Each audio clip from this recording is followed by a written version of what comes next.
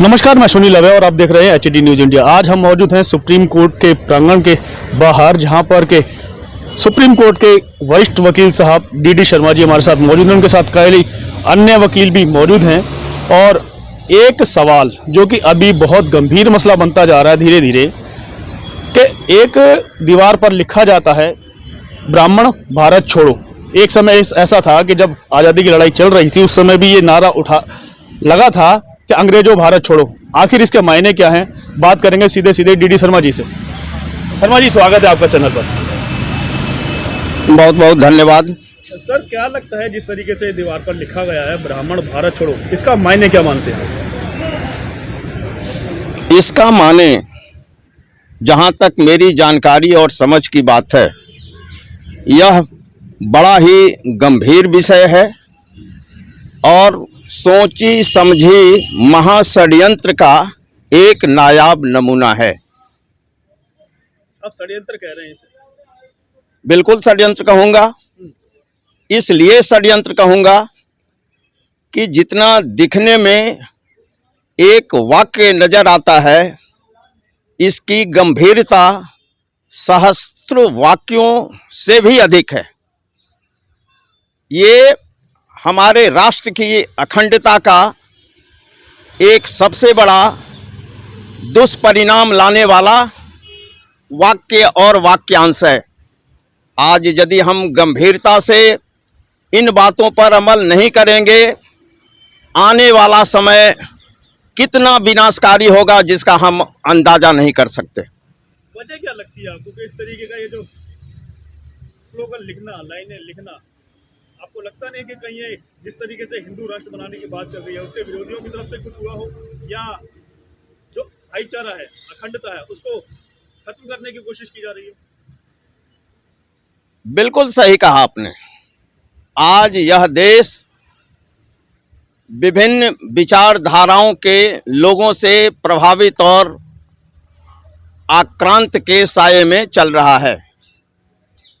किसकी क्या विचारधारा है, ये सहज ढंग से नहीं स्पष्ट दिखाई पड़ता, लेकिन राष्ट्र विरोधी बीज उसमें कितनी मजबूती और गहराई से बोए जा चुके हैं, ये बड़ा ही महत्वपूर्ण अनुसंधान का विषय है। और यह अनुसंधान का विषय तब तक अपनी पूर्णता प्राप्त नहीं करेगा जब तक कि बड़े ही विशेष ढंग से गहराई पूर्वक इसकी जांच नहीं होगी। लगता नहीं कि आपको हो सकता है कि असामाजिक तत्व कोई रहा हो जिसने आपस में भाईचारे को नष्ट करने की कोशिश की? बिल्कुल, आपकी संभावनाओं को मैं तहे दिल से स्वीकार करता हूं। मैंने इसके पूर्व में ही कहा कि आज हमारे देश के ऊपर बहुत सारे विध्वंसकारी तत्वों का गिद्ध दृष्टि पड़ा हुआ है। वो हमारे इस भाईचारे को तंग, तबाह और विनाश करने के लिए रात और दिन एक किए हुए हैं। उनकी इस गंभीरता को हम अभी भी सहज गंभीर ढंग से नहीं सोच पा रहे हैं, जिसके कारण हमारे देश की दशा और दिशा विध्वंसकारी तत्वों के हाथ का खिलौना बनने के कगार पर है। आपको लगता नहीं है सर कि भारत का जो संविधान है उसने सभी धर्म जाति को एक विचार रखने का, अपनी अपनी मान्यता प्राप्त करने का, पूजा अर्चना करने का जो एक निष्पक्ष तरीका निकाला था संविधान के माध्यम से, उस पर भी कहीं ना कहीं कुठाराघात हो रहा है? बिल्कुल सही कहा आपने। भारत के संविधान की जो 42वां संशोधन हुआ, उस 42वें संशोधन के तहत धर्मनिरपेक्ष समाजवादी गणराज्य की विस्तृत धारणा दी गई। और आज यदि हम इससे भटकते हैं तो समझ सकते हैं कि विध्वंसकारी और विनाशक शक्तियां हमारे सर के ऊपर नंगा नृत्य करेंगी, जो आने वाले समय में हमारे लिए रोकना बड़ा ही असंभव यदि नहीं भी होगा तो दुरूह और कठिन जरूर होगा। जिस प्रकार लगातार इस समय विरोधाभास चल रहा है क्या लगता है कि आजकल भाईचारा जिस तरीके से पहले देखने को मिलता था वो नजर नहीं आता कहीं भी, और जिस तरीके से देश को टुकड़े टुकड़े गैंग जो है वो नष्ट करने में लगा हुआ है, आपको लगता नहीं कि इसके ऊपर रोक लगनी चाहिए? बिल्कुल रोक लगनी चाहिए।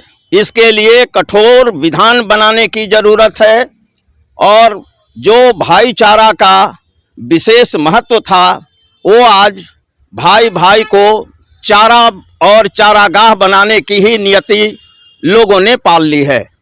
यदि इस तरह की विचारधारा पर रुकावट, रोक और नियंत्रण यदि नहीं लगता है तो आने वाला समय हमें माफ नहीं करेगा, और आने वाली पीढ़ी जब हमसे सवाल पूछेगी जिसके लिए हम बिल्कुल ही निरुत्तर होंगे। लगता अब जो भारत के वासी हैं सभी लोग स्वच्छंद हैं, थोड़े से अगर देखा जाए तो ना समझ भी कहेंगे, किसी भी भाषा में किसी भी बात में वो जल्दी ही उग्र हो जाते हैं।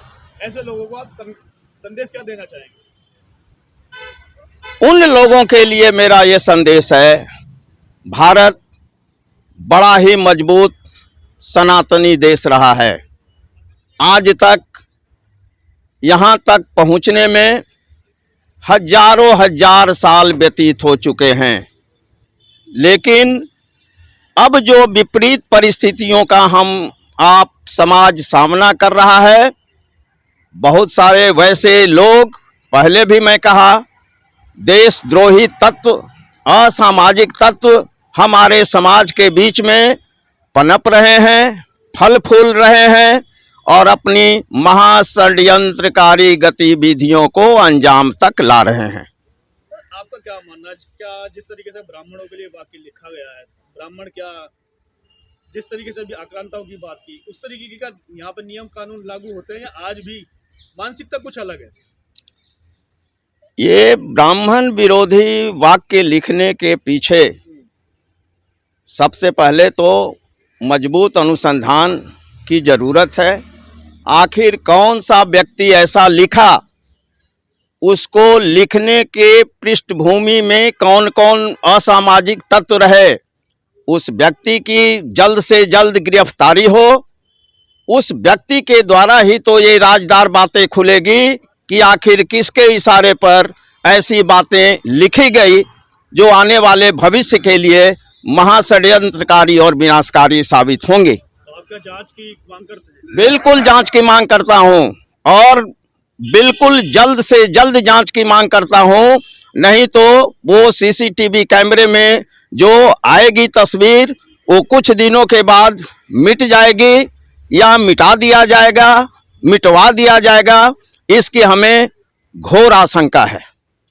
तो ये थे हमारे साथ डीडी शर्मा जी, और इन्होंने साफ साफ कह दिया है कि जिस तरीके से ब्राह्मणों को बदनाम करने की कोशिश की जा रही है और ये जो भाषा शैली का जो इस्तेमाल किया गया है वो बड़ा ही निंदनीय है, और इसकी जांच होनी चाहिए, हर हाल में होनी चाहिए और जल्द से जल्द होनी चाहिए।